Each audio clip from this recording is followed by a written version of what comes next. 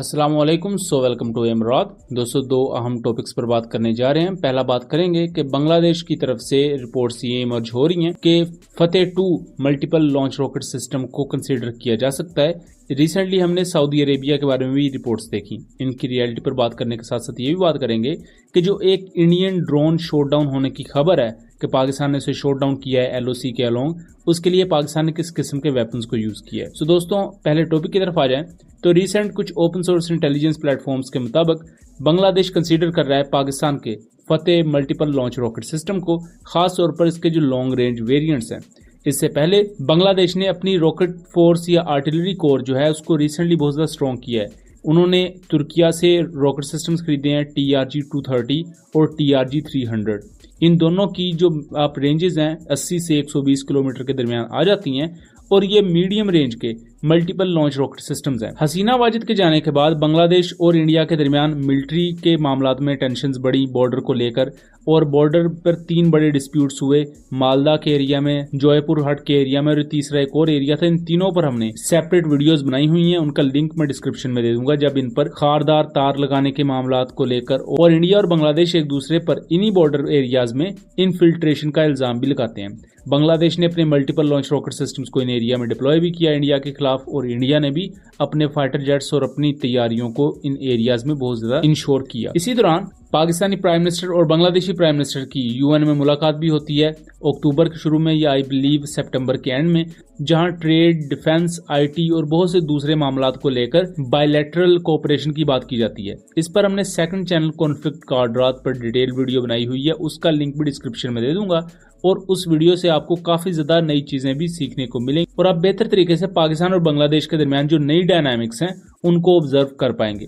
जो recent reports हैं कि फतेह मल्टीपल लॉन्च रॉकेट सिस्टम को कंसीडर कर रहा है बांग्लादेश, इन रिपोर्ट्स से तकरीबन 4-5 दिन पहले ही पाकिस्तान के चीफ ऑफ जनरल स्टाफ ने मुलाकात की सऊदी अरब के डिप्टी डिफेंस मिनिस्टर से। वहां सऊदी अरब ने ये क्लेम किया कि पाकिस्तान से वो ट्रांसफर ऑफ टेक्नोलॉजी चाहते हैं और उस टेक्नोलॉजी की लोकलाइजेशन चाहते हैं, और इसी कॉन्टेक्स्ट में ये बात भी डिस्कस की गई कि बांग्लादेश पाकिस्तान से long range multiple launch rocket system खरीद सकता है, क्योंकि पाकिस्तान के मल्टीपल लॉन्च रॉकेट सिस्टम्स को या पाकिस्तानी रॉकेट्स को यूक्रेन में यूज किया गया कामयाबी के साथ। नगोर्नो काराबाख की जंग में इन्हें यूज किया अजरबैजान ने। जो अजरबैजान और यूक्रेन में रॉकेट्स यूज हुए वो गजब मल्टीपल लॉन्च रॉकेट सिस्टम थे, जो कि शॉर्ट रेंज के रॉकेट सिस्टम है, तकरीबन 40 किलोमीटर तक की 50 किलोमीटर तक की रेंज प्रोवाइड करते हैं। लेकिन जो पाकिस्तान के पास अब रॉकेट सिस्टम्स है, यानी फतेह 1 की अगर बात की जाए तो 140 किलोमीटर की रेंज प्रोवाइड करता है, जबकि अगर फतेह 2 को देखा जाए तो ये एक प्रॉपर मिसाइल है। नाम बेशक इसे रॉकेट कह दिया जाता है, लेकिन ये अपने आप में प्रॉपर मिसाइल है। और इवन इसके बारे में ये कहा जाता है कि टर्मिनल फेज में हाइपरसोनिक स्पीड यानी कि मैक 5 से ज्यादा की स्पीड को अचीव कर सकता है।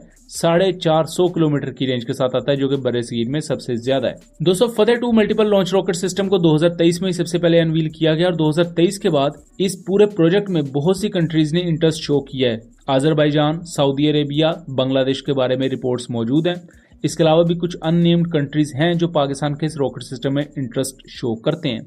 लेकिन यहाँ सबसे अहम चीज यही रहेगी कि पाकिस्तान किस तरह अपने सिस्टम को दूसरी कंट्रीज को पिच करता है, ताकि पाकिस्तान इन तमाम वेपन सिस्टम से रेवेन्यू जनरेट कर सके, क्योंकि आज के दौर में जो डिफेंस एक्सपोर्ट्स हैं उनसे मुल्क बहुत ज्यादा कमा रहे हैं। तुर्किया को देखें तो वो $5 बिलियन अपनी डिफेंस एक्सपोर्ट से ही सिंपली कमा लेते हैं। तो फतेह मल्टीपल लॉन्च रॉकेट सिस्टम की सूरत में पाकिस्तान न सिर्फ बांग्लादेश की जो मिलिट्री कैपेबिलिटी है उसको स्ट्रेंथन कर सकता है, और इससे पहले बांग्लादेश पाकिस्तान ऑर्डिनेंस फैक्ट्री से एमुनिशन भी लेता है, और रिसेंटली उन्होंने पाकिस्तान के साथ एक काफी बड़ी डिफेंस डील भी साइन की।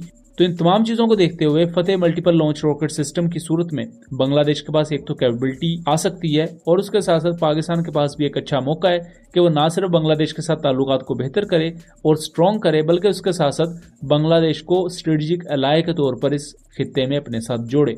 अब उसके बाद दोस्तों हम दूसरे टॉपिक की तरफ आ जाएं तो 12 अक्टूबर को ये चीज रिपोर्ट होती है कुछ ओपन सोर्स इंटेलिजेंस प्लेटफॉर्म की तरफ से कि इंडिया का एक ड्रोन या क्वाडकॉप्टर शॉटडाउन हुआ है। पाकिस्तान के एक एरिया में उसका रैकेज गिरा है और उसके रैकेज की एक तस्वीर आप यहाँ देख सकते हैं। इस पर हमने सेकंड चैनल कॉन्फ्लिक्ट कार्ड रात पर कल वीडियो बना दी थी, लेकिन आज हम इसको लेकर बात ये करेंगे कि इसके कुछ विजुअल्स इस तरह के आए कि बहुत से लोग ये समझना शुरू हो गए कि कोई JF-17 थंडर ने जाके से शॉट डाउन किया है या किसी पाकिस्तानी जेट ने जाके से शॉट डाउन किया है। तो इसको लेकर हम थोड़ा सा एनालाइज करते हैं।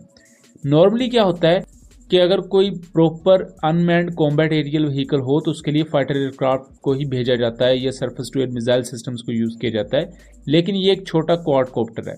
इनको शॉट डाउन करने के लिए नॉर्मली स्नाइपर्स को यूज किया जाता है या इवन जो नॉर्मल राइफल्स होती हैं G3 जैसी वो भी यूज की जाती है। ये दोस्तों पिछले 3 माह में दूसरा वाकया है जब पाकिस्तान ने इंडिया के इस इंट्रूडिंग ऑब्जेक्ट को शॉट डाउन किया है। इससे पहले 24 अगस्त को इंडिया का एक स्विच वीटोल बेस्ड ड्रोन ने पाकिस्तान की हदूद की खिलाफवर्जी की थी जिसे शॉट डाउन किया गया। बहरहाल इंडिया उसके बारे में ये कहता है कि वो ड्रोन क्रैश हुआ था टेक्निकल फेलियर की वजह से। उसके बाद 24 अक्टूबर को वो ड्रोन का वाकया होने के बाद तकरीबन 4 या 5 सितंबर को तकरीबन 10 दिन बाद द टाइम्स ऑफ इंडिया ये क्लेम करता है कि इंडिया पाकिस्तान से रिक्वेस्ट करता है कि आप उस ड्रोन का मलबा हमें वापस कर दें, लेकिन पाकिस्तान रैकेज देने से इनकार कर देता है क्योंकि पाकिस्तान ये क्लेम करता है कि क्योंकि इंडिया ने जानबूझ के पाकिस्तानी हदूद की खिलाफवर्जी की, सो इस वजह से पाकिस्तान कभी भी ये मलबा वापस नहीं करेगा और अभी भी उस वीटोल ड्रोन का रैकेज पाकिस्तान में मौजूद है। इसी तरह ये क्वाडकॉप्टर को शॉट डाउन किया गया है जो कि सिग्निफिकेंट चीज है और पाकिस्तान की